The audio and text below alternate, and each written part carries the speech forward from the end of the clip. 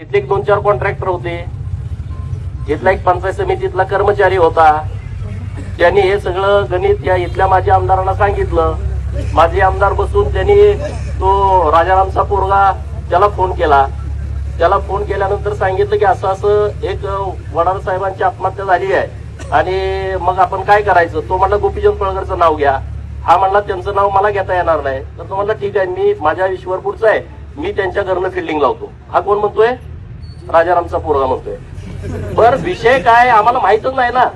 तर राजारामच्या पोराला हे कळायला पाहिजे. 35 वर्ष तो आमदार आहे. एका आमदाराचं ज्युनियर इंजिनियरकडे काम काय असतं, एवढी जर ह्याला अक्कल नसेल तर ह्यानं महाराष्ट्र कसा चालवला. म्हणून मी नेहमी म्हणतो की हा बेअक्कल माणूस आहे, हा बिंडोक माणूस आहे. हा वारंवार दर 8 दिवसाला सिद्ध करतो की होय मी बिंडोक आहे. अरे जयंत पाटला, तुझ्यासारखा भिकारी अवलाद गोपीचंद पडळकरची नाही. माझ्या ती धमक आहे कार्यक्रम करायची. तुझ्यासारखी ती अवलाद नाही. तू राजाराम पाटलानं काढलेली अवलाद मला अजिबात वाटत नाही. काहीतरी गडबड असणार आहे एवढ्या खालच्या लेवलला. आता माझा दांडियाचा कार्यक्रम आहे गरबाचा, ये माणसं पाठव. डोळं तिपून जाते तुझं कार्यक्रम बघताना.